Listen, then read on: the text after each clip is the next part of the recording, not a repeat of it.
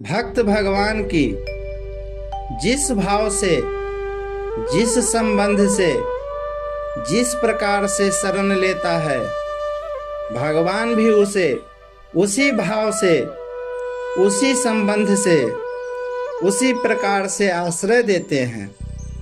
जैसे भक्त भगवान को अपना गुरु मानता है तो वे श्रेष्ठ गुरु बन जाते हैं, शिष्य मानता है तो वे श्रेष्ठ शिष्य बन जाते हैं, माता पिता मानता है तो वे श्रेष्ठ माता पिता बन जाते हैं, पुत्र मानता है तो वे श्रेष्ठ पुत्र बन जाते हैं, भाई मानता है तो वे श्रेष्ठ भाई बन जाते हैं, सखा मानता है तो वे श्रेष्ठ सखा बन जाते हैं, नौकर मानता है तो वे श्रेष्ठ नौकर बन जाते हैं।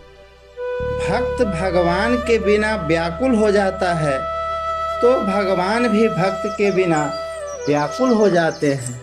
भागवत में अर्जुन का भक्त भगवान की जिस भाव से, जिस संबंध से, जिस प्रकार से शरण लेता है, गीता में अर्जुन का भगवान श्री कृष्ण के प्रति सखा भाव था तथा वे उन्हें अपना सारथी बनाना चाहते थे। अतः भगवान सखा भाव से उसके सारथी बन गए।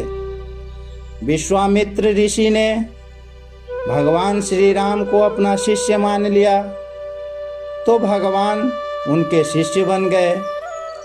इस प्रकार भक्तों के श्रद्धा भाव के अनुसार भगवान का वैसा ही बनने का स्वभाव है।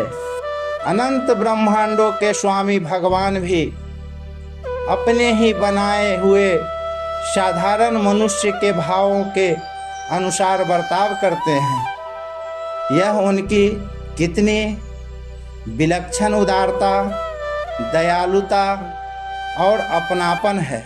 भगवान विशेष रूप से भक्तों के लिए ही अवतार लेते हैं, ऐसा प्रस्तुत प्रकरण से सिद्ध होता है। भक्त लोग जिस भाव से, जिस रूप में भगवान की सेवा करना चाहते हैं, भगवान को उनके लिए उसी रूप में आना पड़ता है। जैसे अकेले भगवान का मन नहीं लगा तो वे ही भगवान अनेक रूपों में प्रकट होकर खेल खेलने लगे। ऐसे ही जब भक्तों के मन में भगवान के साथ खेल खेलने की इच्छा हो जाती है तब भगवान उनके साथ खेल खेलने लगते हैं। भक्त भगवान के बिना नहीं रह सकता तो भगवान भी भक्त के बिना नहीं रह सकते।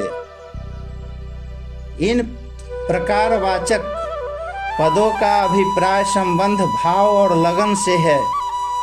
भक्त और भगवान का प्रकार एक सा होने पर भी इनमें एक बहुत बड़ा अंतर यह है कि भगवान भक्त की चाल से नहीं चलते, प्रत्युत अपनी चाल शक्ति से चलते हैं।